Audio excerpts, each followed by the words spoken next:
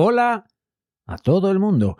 El episodio de hoy va a ser uno de esos clásicos en los que la comunidad da forma al mismo, en el que yo leo pues vuestros comentarios que habéis ido dejando aquí y allá en los vídeos del canal del YouTube, al cual os invito a que os suscribáis. Además, ya sabéis que en este tipo de contenido pues yo siempre pues le doy varias pinceladas a según qué cosas y siempre salen temas. Así que, sin más dilación, empezamos.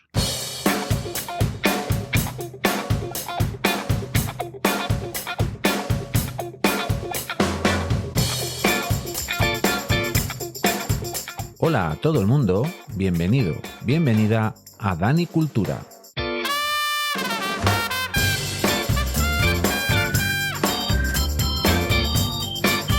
El podcast que, con una visión permacultural, va a tratar diferentes temas que seguro que te van a interesar.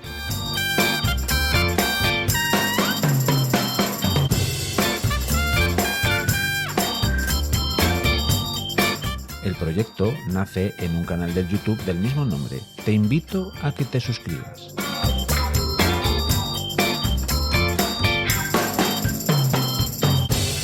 Espero que estéis muy a gusto y vamos allá.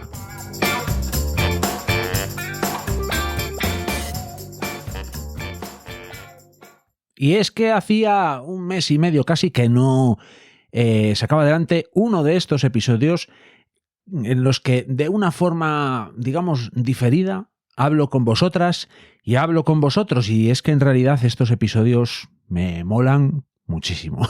La verdad que sí. Es como repasar también un poco lo que he ido haciendo en el canal, que por cierto he tenido poco tiempo para sacar adelante cosillas, no por falta de ideas ni nada de eso, pero bueno, he tenido cosas entre manos que ya iremos viendo en los próximos tiempos. Y bueno, la verdad es que he sacado menos vídeos que habitualmente, pero bueno, sin más y sin menos, vamos a ir empezando porque me enredo, ya sabéis que soy especialista en enredarme.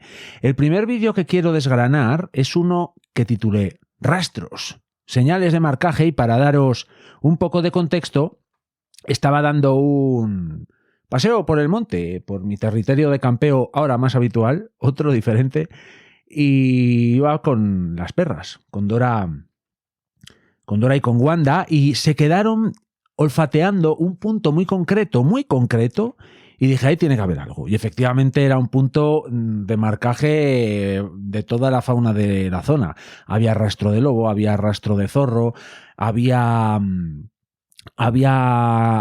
rastro de jabalí. Entonces, claro, las perras, pues con ese olfato que tienen los perros, los cánidos en general, pues claro, ahí estaban flipando, ¿no? Entonces es verdad que hay veces que me apetece ir al monte sin las perras. Desde luego voy muchísimo más tranquilo y mucho más sigiloso, por supuesto. Pero es cierto que cuando voy con ellas, aparte de que es verdad que es una alegría verlas disfrutar, digamos que soy consciente de otros puntos que si no fuese por su olfato yo no podría detectar. Entonces es cierto que en ese caso me ayudaron bastante porque era un punto así como, bueno, era extraño.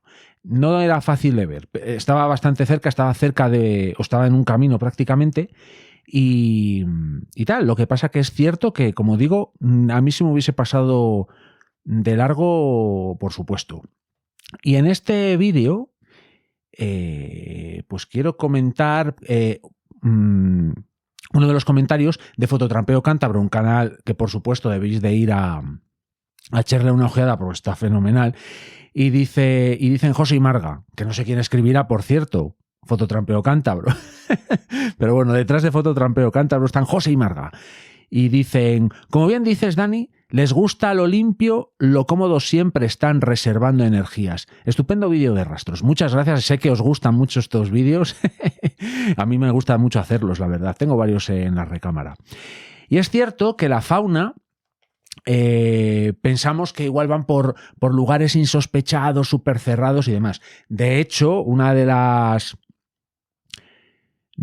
las técnicas que yo sigo cuando sitúo en uno u en otro lugar la cámara de fototrampeo es seguir sendas de diferentes animales, de fauna, que bueno, en principio no sé de qué animal en concreto son, porque es verdad que las utilizan, yo creo que todos los integrantes del bosque, del ecosistema, utilizan los senderos, los pequeños senderos, las pequeñas sendas y, como bien dice Fototrampeo Cántabro, también utilizan mucho los caminos más grandes, por los que igual en un momento vemos pasar un tractor o un todoterreno y a los pocos minutos te puede aparecer un lobo. Es así.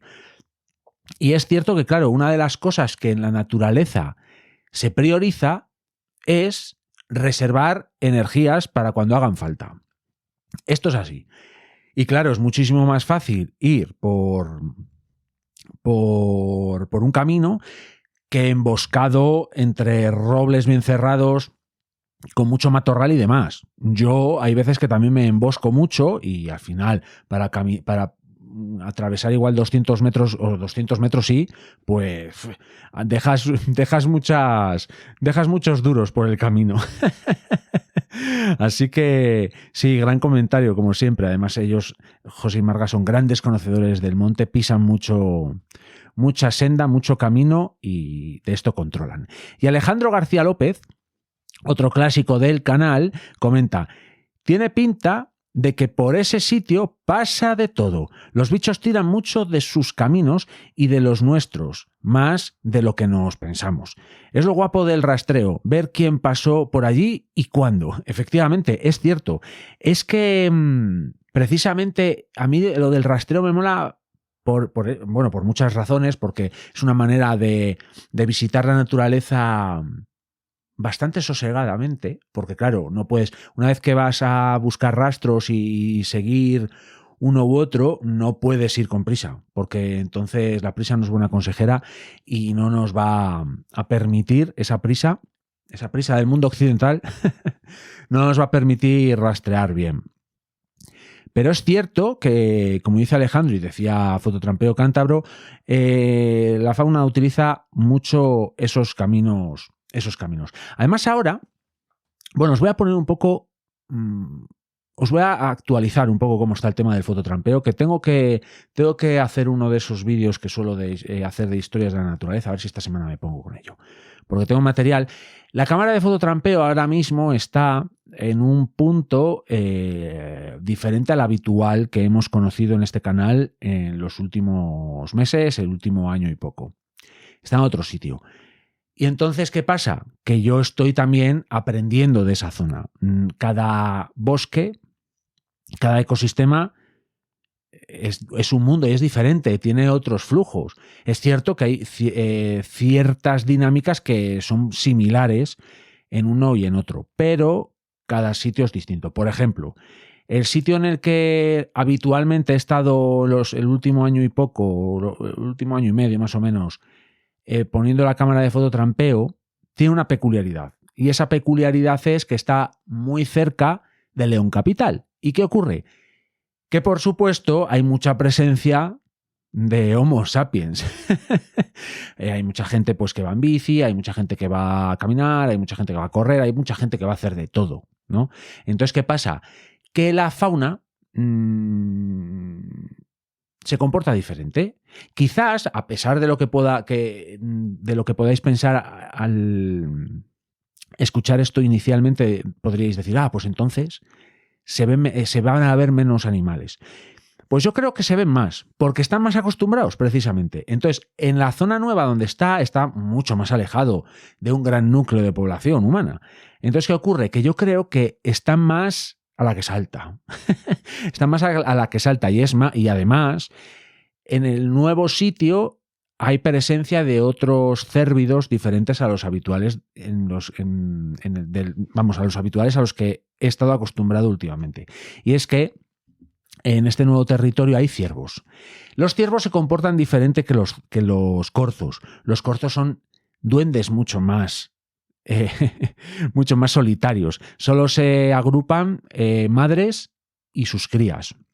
Los machos van a su bola. Y las hembras no se agrupan con otras hembras formando rebaños. cosa que sí hacen los ciervos, cosa que yo también he visto ya en esta zona. Lo he visto sin necesidad de la cámara de fototrampeo.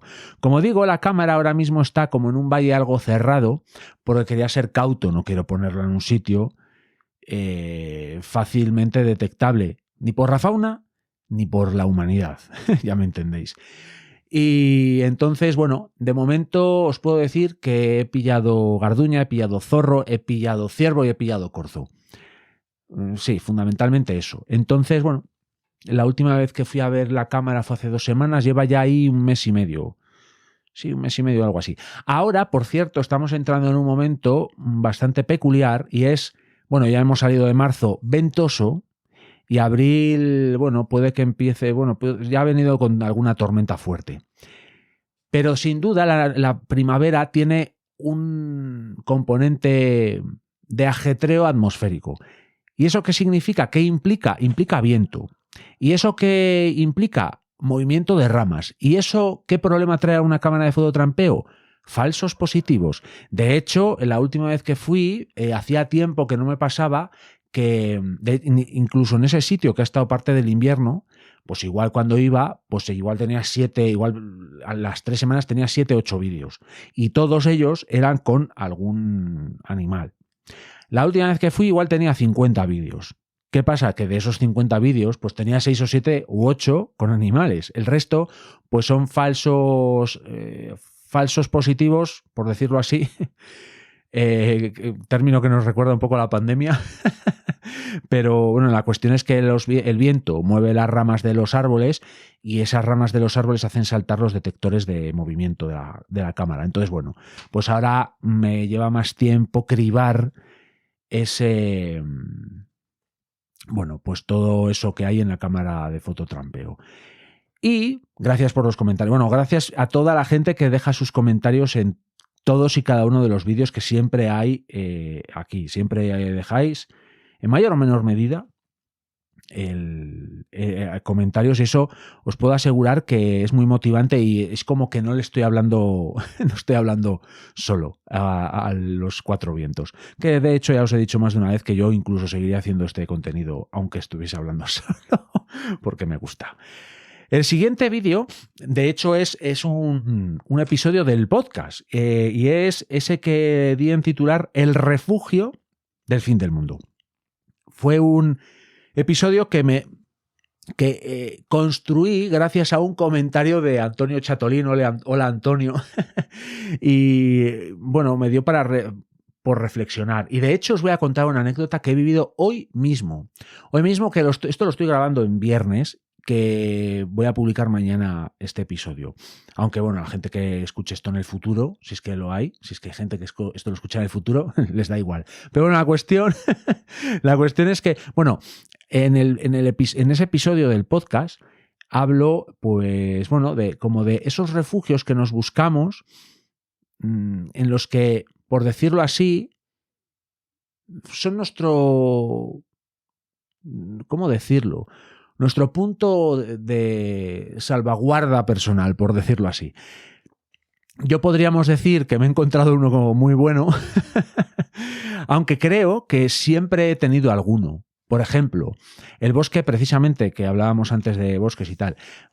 Para mí ir al bosque a campear y a dar el paseo y todo esto es como mi refugio del fin del mundo. Es como que estoy allí, como que me aíslo de todo lo demás, a pesar de estar en el territorio de la vida. Porque si hay algo por lo que hay que estar a favor, siempre es a favor de la vida. Y eso deberíamos de tenerlo siempre, todos y todas, como grabado a fuego en nuestro, yo qué sé, nuestro ideario, por decirlo así. Y en ese, bueno, hablaba de eso, de ese tipo de refugios, y la anécdota es, que viene nos puede servir, porque, bueno, la cuestión es que yo en torno a mí no tengo ningún pariente ni amigo con niños muy pequeños, ¿no? Entonces, eso para mí es como, no es un problema, o sea, quiero decir, la vida sale como sale y no es ni un problema ni una ventaja, sencillamente es así. La cuestión es que a mí los niños siempre me ha gustado escucharles hablar y sus reflexiones y todo eso. La verdad que sí, ¿eh? De hecho, os puedo decir que he sido entrenador de baloncesto, bueno, y de ciclismo también. En mi época de entrenador de baloncesto, entrené, bueno, a chavales mayores y tal, pero también entrené a niños y niñas pequeñas y pequeños, de 7 años, de 8, bueno. Yo lo pasaba, pero es que no os lo podéis imaginar lo bien que me lo pasaba. Eran divertidísimos. Siempre me ha gustado tratarles como personas, porque son personas. O sea, los niños son personas. Lo que pasa es que son personas, pues como, bueno, pues haciéndose, formándose, pero tienen una cuestión muy positiva. La experiencia que yo obtuve de todos aquellos años entrenando a niños y niñas era que están en la esencia, para lo bueno y para lo malo, porque es verdad que pueden ser muy crueles los niños y las niñas pequeños. Pero son, digamos que están netos, están tal cual. Son como humanos, son como lienzos en blanco, sin ningún tipo de cortapisas, sin ningún tipo de nada. No tienen ninguna cosa así. Bueno, van haciéndose, porque al final vamos creando nuestros filtros y nuestras cosas, nuestros, ¿cómo decirlo? Nuestros pequeños parapetos para sobrellevar la realidad. Y precisamente para sobrellevar la realidad que nos está tocando vivir, una época muy compleja, bueno, hace unos cuantos años pues se vivían guerras, la Primera Guerra Mundial, la Segunda Guerra Mundial, la Guerra de los 30 años, guerras en Europa constantemente. Y ahora las guerras que nos están tocando vivir pues son diferentes, pero sigue siendo así. Vivimos tiempos complejos en los que el mundo que pensábamos que tenía unas normas, pues nos estamos dando cuenta que los que suponíamos nuestros aliados, pues se las están pasando por el forro de ese sitio, ¿no? Entonces, ¿qué ocurre?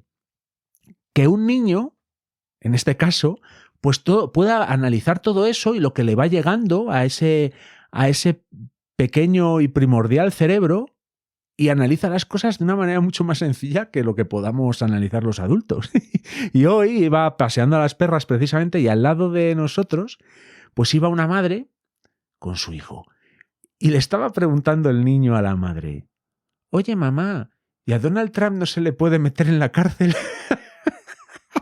Es que a mí se me saltó la risa, porque es tan fácil, ¿verdad? O sea, es que al final el análisis es un poco así, ¿no? Pero a este señor no se le puede parar los pies, porque ni a este señor, ni a Netanyahu, que es un genocida, etcétera.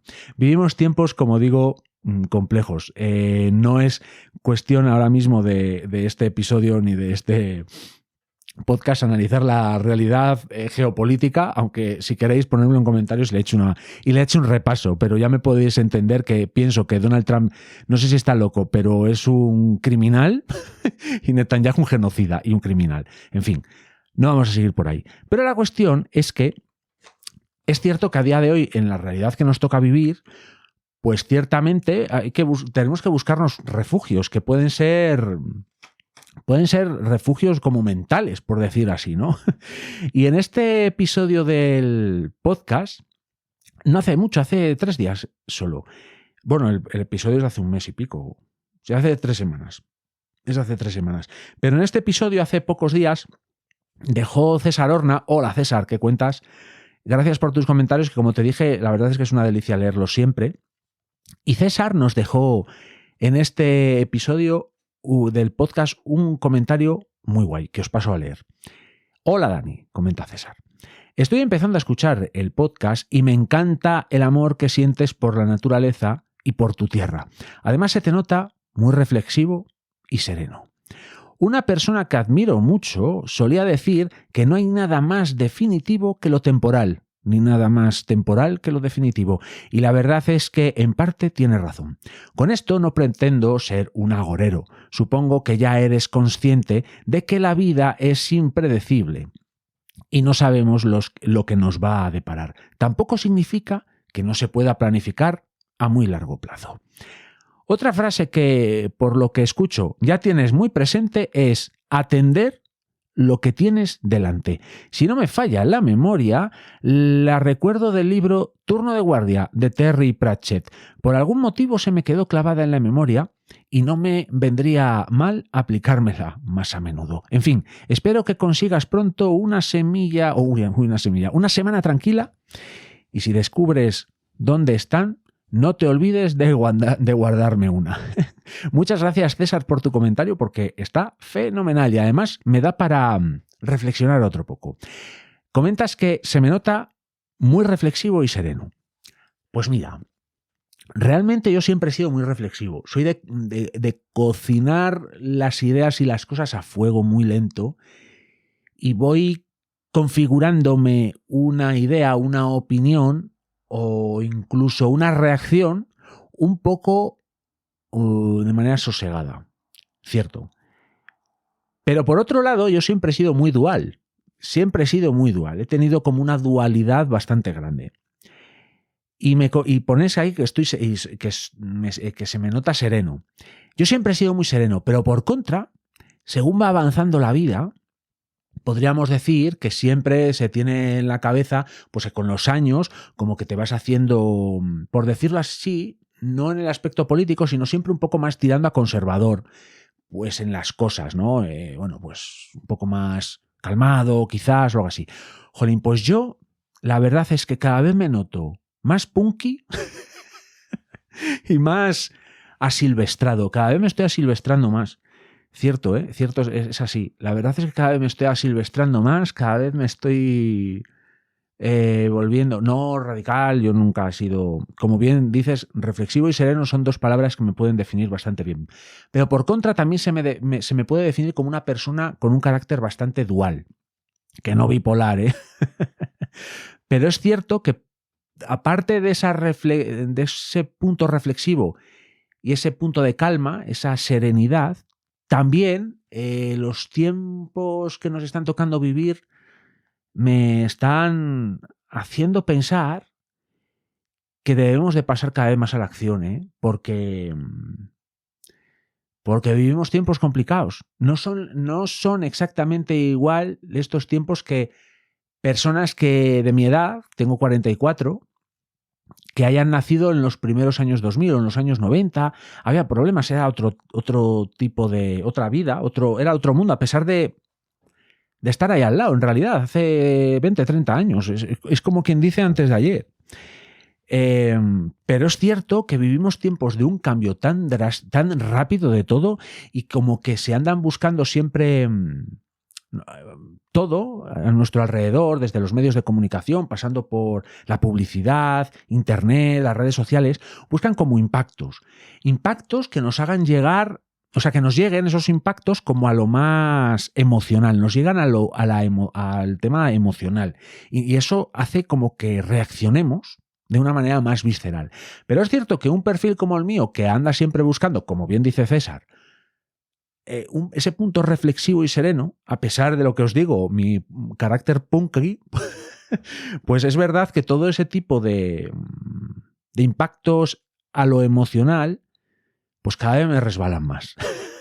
Porque no van conmigo y tampoco quiero que vayan, porque no creo que el tema de las reacciones emocionales sirven para según qué cosas, para, digamos, ese punto de arranque, ¿no? Pero tenemos que ser reflexivos, ciertamente. ¿Ves? Ahí aparece mi carácter dual, porque soy reflexivo, sí, pero también tengo ese carácter punky. Bueno, en fin, me enredo y mira, ya llevamos 25 minutos prácticamente.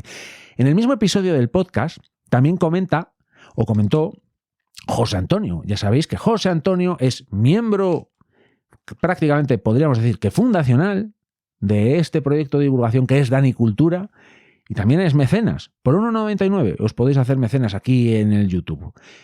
O ahí, en el YouTube.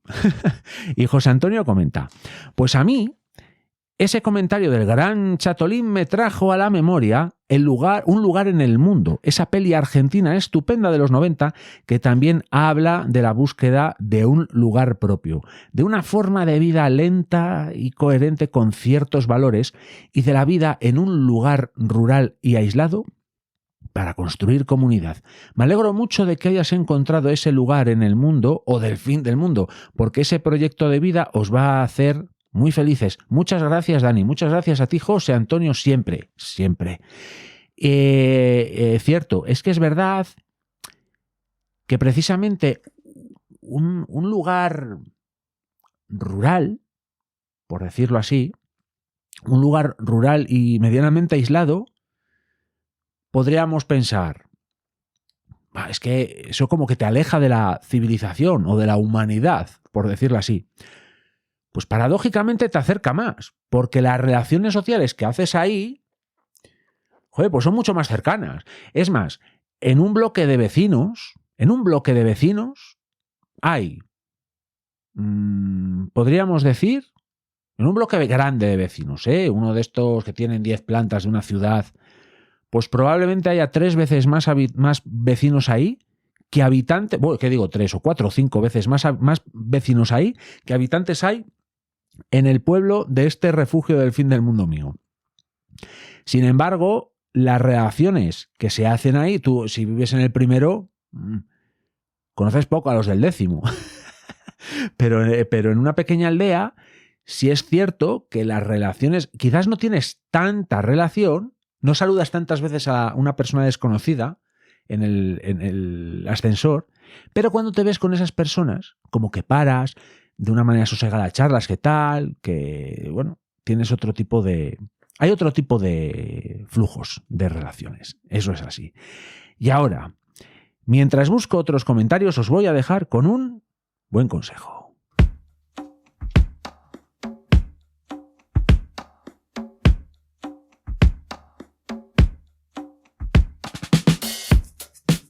¿Quieres ayudar al proyecto Dani Cultura? Puedes hacerlo de muchas maneras.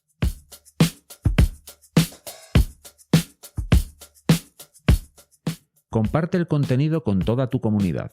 Comenta, interactúa. Por supuesto, suscríbete al proyecto y únete a la comunidad del Telegram.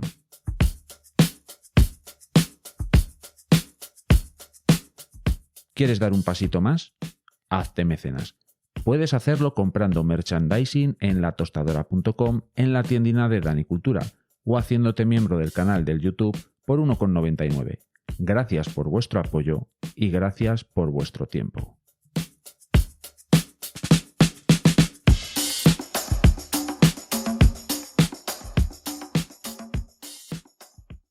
Tal es así de las relaciones diferentes en el medio rural que no voy a avanzaros nada. Pero podríamos decir que dentro de una temporada puede que en una radio rural se escuche mi voz. Bueno, ya veremos.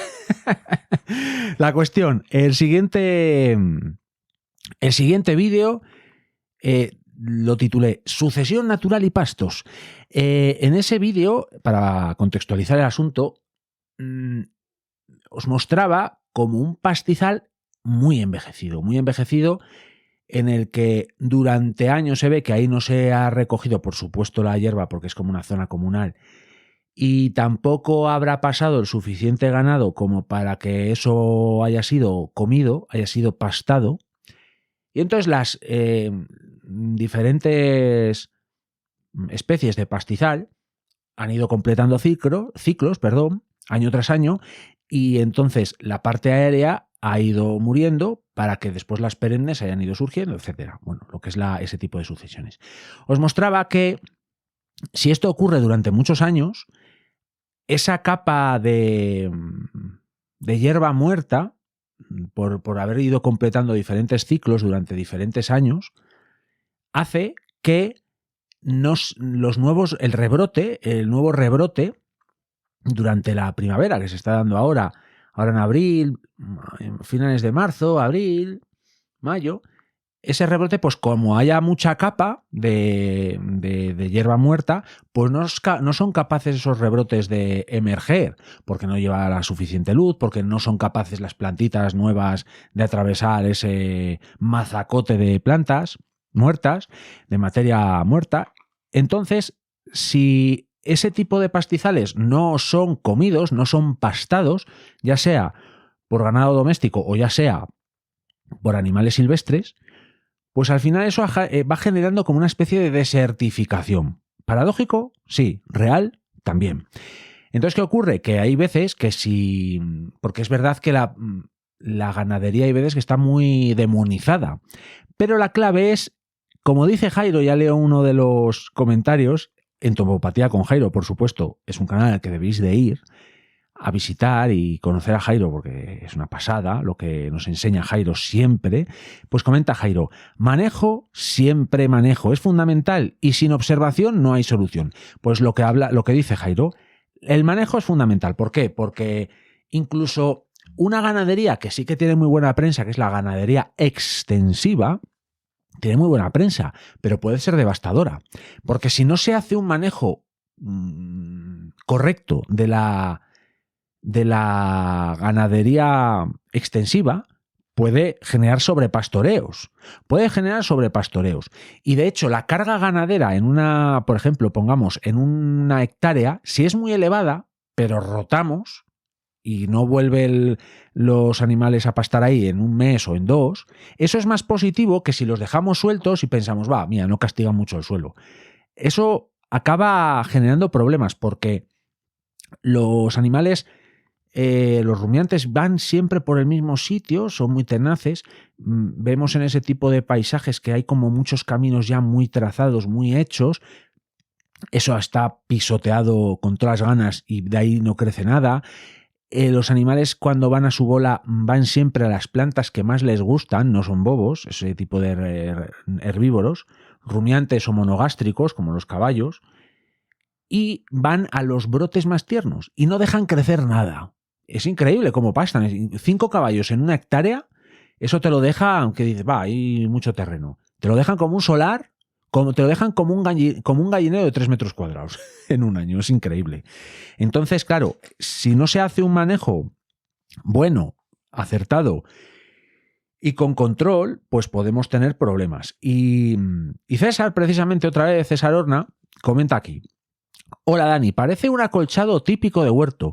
Supongo que tener el suelo cubierto de forma permanente, además de la falta de aporte de materia orgánica, acaba por degradarlo.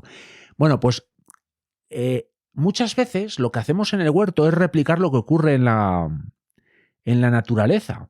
Y el acolchado no es una diferencia, o sea, no está aparte. El acolchado, precisamente lo que buscamos es, entre comillas, y coger todo esto con las pinzas que deberéis de coger esto que os voy a decir, buscamos desertificar un poco el huerto.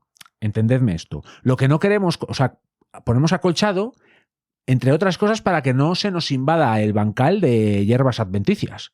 Y además que ese acolchado vaya alimentando un poco el suelo. Y dejamos crecer lo que nos interesa, que en este caso son las plantas hortícolas. Pero en realidad es lo que el acolchado lo que pretende es precisamente lo que muestro en ese vídeo, que no crezca nada, más allá de lo que quieras que crezca. Entonces, efectivamente, es un poco, entre comillas, degradar, entre comillas, porque al final lo que también dice Jairo, la cuestión es el manejo. Entonces, claro, si no generamos, imaginad, que ponemos un acolchado constante de restos de siega y siempre ponemos el mismo tipo de cultivo, pues al final machacamos el suelo. Entonces hay que hacer un manejo, hay que hacer una rotación de cultivo, hay que hacer de vez en cuando una descompactación quizás para permitir que ese suelo se oxigene. Cuestión que, por cierto, si dentro de una parcela, por ejemplo, de 1000 metros cuadrados, metemos ahí un rebaño de rumiantes, de pequeños rumiantes, o de vacas, o de caballos, lo que sea, si metemos ahí solo 2 días, o 3 como mucho, en esa parcela, un rebaño, y lo sacamos de ahí, con las pezuñas generan esa descompactación. Entonces, al final estamos constantemente replicando lo que en el medio natural ocurre de manera, valga la redundancia, natural. Y el siguiente vídeo del que quiero extraer comentarios es otro episodio del podcast, Naturaleza y Humanos, muchas preguntas, que de hecho es el último que he publicado. Y en este vídeo, bueno, para poner contexto, hablo de naturaleza y humanos. Muchas preguntas es el título, y es que básicamente es el resumen de lo que hablaba ahí. Y es que es verdad que la naturaleza es que me ha dado mucho de qué pensar este contenido que os puse ahí, del que os hablé. Porque es cierto que el entorno más próximo a los pueblos lo podemos ver como una zona muy naturalizada y que está guay, y por supuesto está muy bien. Pero tiene una intervención humana bastante directa. Pero si esa intervención no se da, la intervención humana, entonces la naturaleza, por decirlo así, gana terreno, cuestión que podríamos decir que está bien, pero por contra no está del todo bien.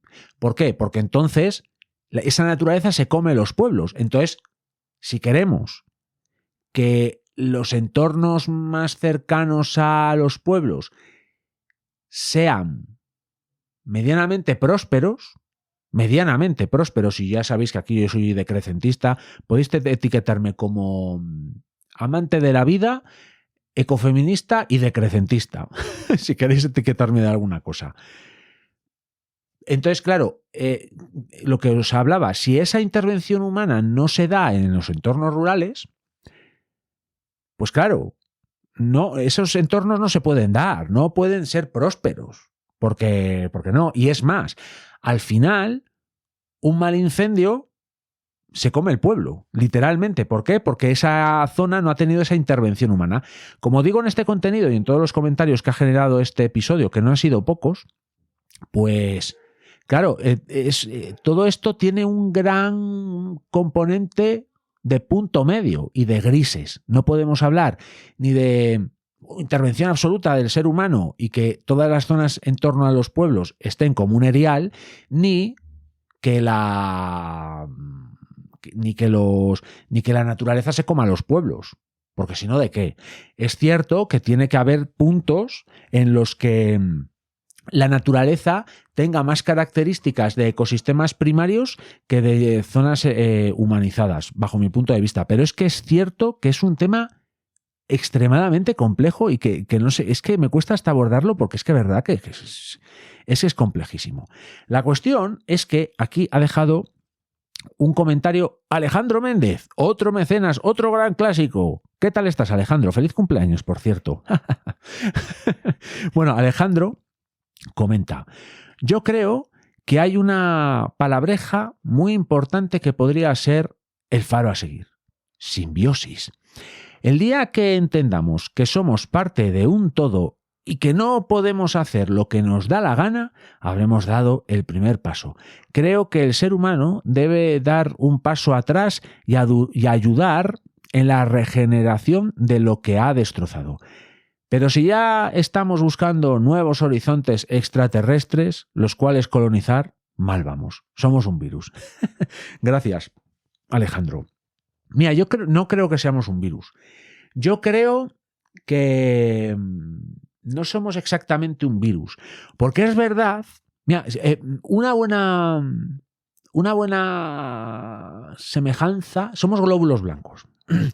Los glóbulos blancos en una enfermedad autoinmune pueden machacar el cuerpo que en teoría defienden. Pero por contra los glóbulos blancos son los protectores de ese organismo que deben de proteger. Entonces ahora mismo somos una enfermedad autoinmune. No somos exactamente un virus, pero seríamos una enfermedad autoinmune. Seríamos lupus o algo así.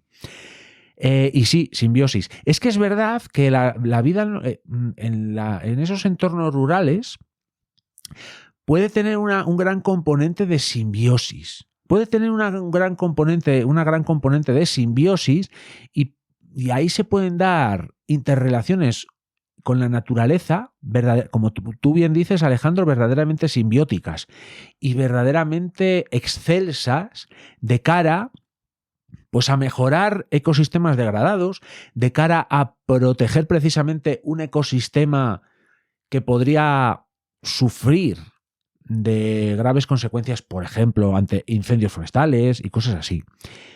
En este tema, por ejemplo, eso de lo que os hablaba en ese episodio, que si no habéis escuchado, id a echarle un oído, id a ponerle un oído, porque es cierto que, bueno, se plantean ciertos temas. Si entendemos los ecosistemas más próximos a las zonas rurales como una especie de santuario intocable, pues creo que ahí también tenemos un problema. Así como también creo que si planteamos esas zonas como una despensa que debemos de ir a saquear, pues tenemos otro problema en el que ya estamos. El término medio simbiótico, quizás, como bien dice Alejandro, al que deberíamos de llegar. Y para ir rematando este episodio que habéis dado vosotras y vosotros forma gracias a vuestros comentarios, el siguiente vídeo del que quiero extraer algún comentario titulé Humanos y Naturaleza. Título parecido al del episodio del podcast, sí, porque hice ese vídeo y fue el que me dio a mí para hablar en el episodio del podcast. Porque para contextualizaros, iba dando un paseo con las perras por el monte y llegué a una línea de alta tensión que estaba absolutamente invadida de robles jóvenes, pero tupida por completo. Y eso al final me hablaba a mí de, pues eso, de una especie de abandono rural o al menos un abandono de esa zona baja de la línea de alta tensión. Y hablaba ahí de situaciones que ya se están dando en parte de la montaña leonesa, en otros puntos, por ejemplo, de unos compañeros del curso de pastoreo trashumante que están en Teruel y el pueblo les ha cedido un rebaño de vacas para ir pastando por el entorno de esa zona para evitar incendios forestales en las campañas más veraniegas. Entonces, bueno, como veis, se dan situaciones muy interesantes que para mantener ese tipo de zonas, por ejemplo, líneas de alta tensión o cortafuegos y cosas así.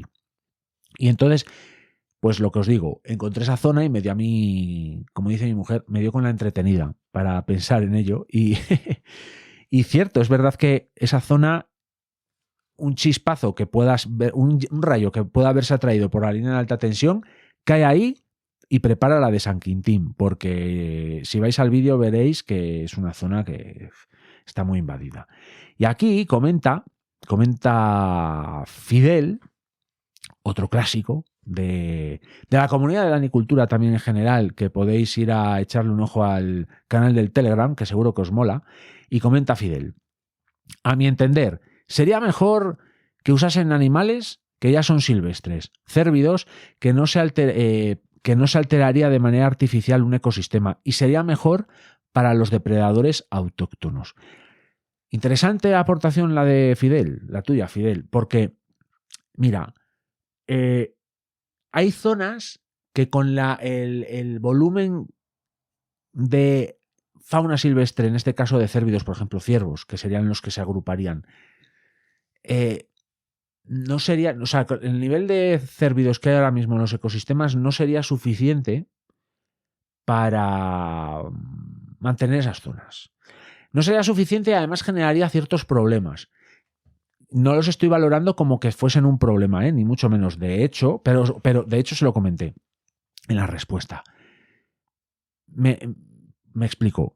Imaginad que alguien, una administración, ¿no?, dice: venga, vamos a introducir aquí ciervos para que mantengan los ecosistemas, los bosques y demás. Ya os voy a decir yo que esos ciervos, en el momento que se metan en un maizal a comer maíz, que es lo que iban a hacer, por otro lado, porque sí, porque les atrae mucho el grano, y van a ir a comer maíces, en invierno van a ir a los maizales. Los agricultores iban a poner el grito en el cielo, iban a querer cargarse todo herbívoro habido y por haber, así como ocurre con el lobo. Esto es polémico lo que os estoy diciendo, pero es verdad. ¿Qué pasa? ¿Por qué ahora mismo hay muchos lobbies que abogan por acribillar a tiros a los lobos? Pues porque comen ovejas y hay muchos ganaderos.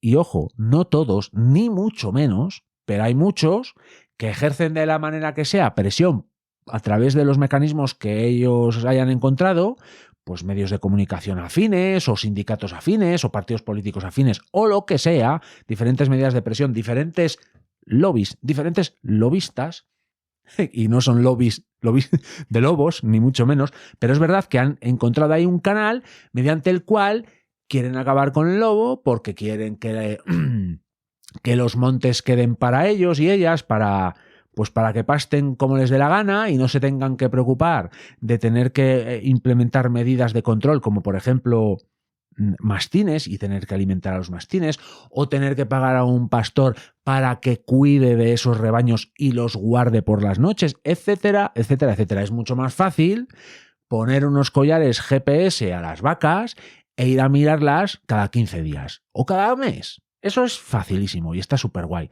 Y mirar ahí con una aplicación del móvil y decir, a ver dónde tengo las vacas. Oh, bueno, están por ahí. Si no tienes lobos ni depredadores, pues eso es muy fácil. Pero ¿qué ocurre? Que la vida, un ecosistema tiene su depredador apical, sus depredadores un poco más pequeños, sus herbívoros. Ahí están los rebaños de animales domésticos, en medio de ese tinglao. Pero es que así es la vida. Entonces, ¿qué pasa? Pues que en un ecosistema hay depredadores. Entonces, esto es así. Bueno, la cuestión, que me disperso. ¿Estoy a favor de la existencia de los lobos en el ecosistema? Por supuesto. Es así. ¿Estoy a favor de que haya en la naturaleza o que siga existiendo rebaños bien manejados?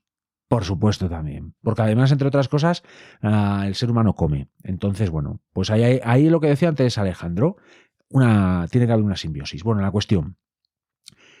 Pues esto que plantea Fidel, lo de introducir cérvidos, pues sí, podría estar guay, pero iba a generar problemas como los que os estoy planteando ahora mismo. De hecho, a día de hoy, esto ocurre muchas veces con los jabalíes. Los jabalíes pues entran en los maizales y generan destrozos y problemas, y mirad lo que le están haciendo a los jabalíes, que se lo están cargando, pero bueno, es por el tema de la peste porcina y tal. Pero, por contra, los animales domésticos, mirad cómo está todo entrelazado. Los animales domésticos, muchas de las enfermedades que tienen, se las transmiten los animales silvestres. Es así. ¿Y de qué manera ese tipo de infecciones a través de animales silvestres se podría controlar? A través del lobo. Sí, señores y señoras, porque los lobos no son bobos. El lobo será el animal más listo que hay por ahí por el monte. Y prefieren comer pues un animal sarnoso y enfermo que un sano y formidable macho de ciervo, por ejemplo. Prefieren cargarse pues a una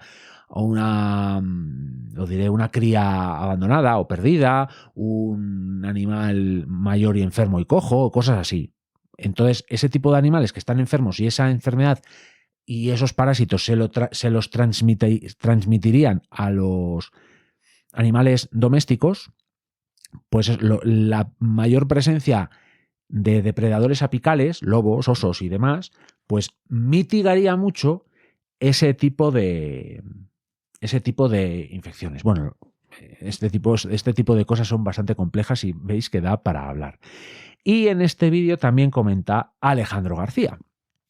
Porque también en este vídeo hablaba algo de los incendios y tal. Y entonces dice Alejandro García López: la cerilla. Menuda afición que tienen algunos. No piensan en los daños o la gente que se la va a jugar apagando esos fuegos. Ayer por mi tierra ya se veía salir humo de varios montes. Empieza la temporada. Curioso tema el de las líneas. Aquí en Cantabria, por tanto Alejandro ya nos está diciendo que es de Cantabria, suelen estar despejadas por abajo. Esas líneas suelen ser vigiladas cada cierto tiempo. Pasan helicópteros y ven el estado y dicen dónde se debe ir a desbrozar para que queden limpias. Un saludo, Dani. Un saludo, Alejandro. Gracias por tu aporte. Pues mira que ahí hay buena gestión, pero aquí también podemos hablar de gestiones diferentes en según qué territorios.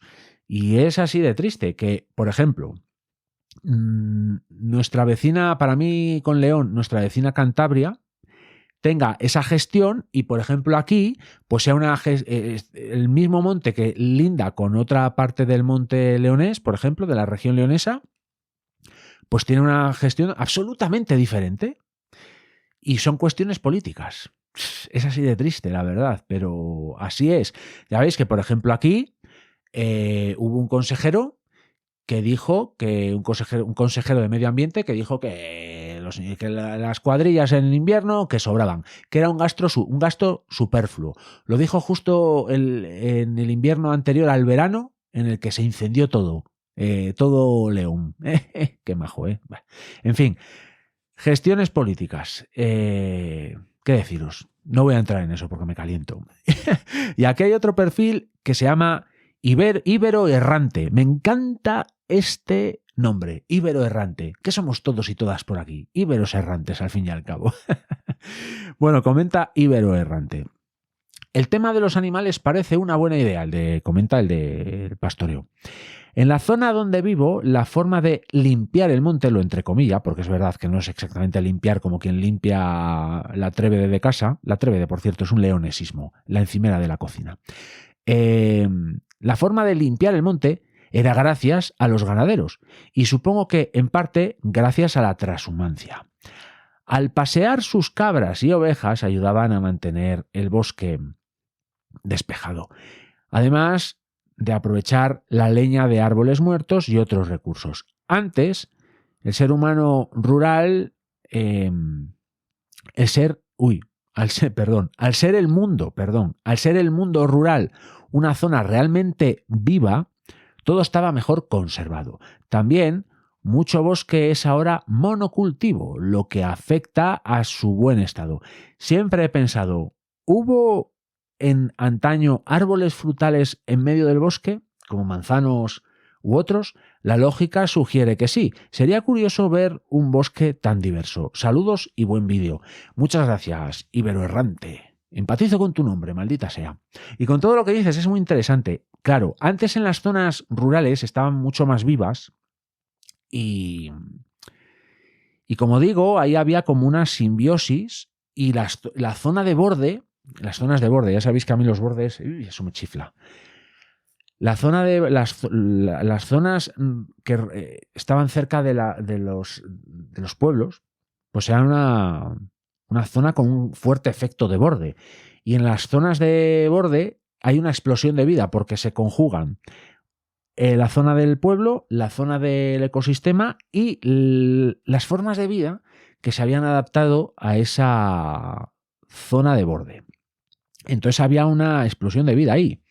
Y por ejemplo, lo que comentas de árboles frutales en medio del bosque, pues yo entiendo que en esas zonas limítrofes, pues sí, porque por ejemplo el pajarito que picotea la manzana se lleva la semilla, la deposita en la zona de borde y ahí te sale un manzano.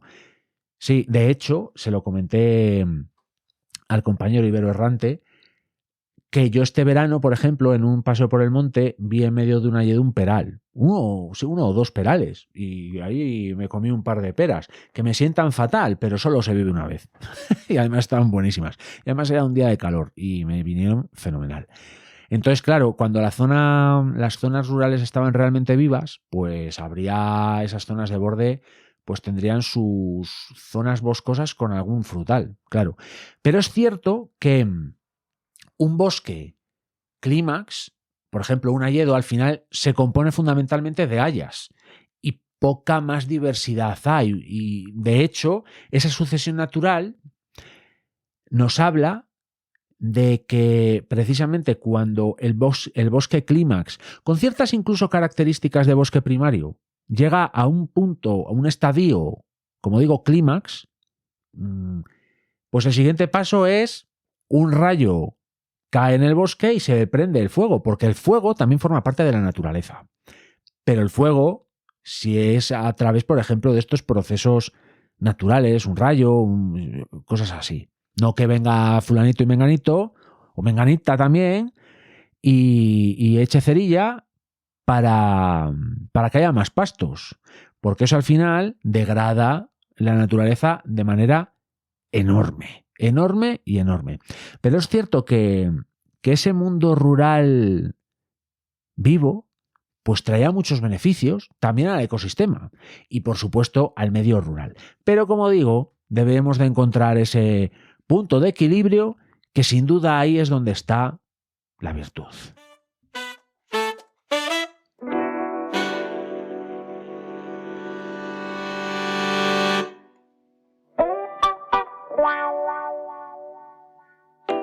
Ya veis que en este tipo de episodios salen un montón de temas. Un montón de temas que me proporcionáis vosotros y vosotras con vuestros comentarios. Os animo siempre a que comentáis. Y una de las razones es esta, porque se genera una conversación, como digo siempre, un poco en diferido, muy enriquecedora para vosotras y para mí.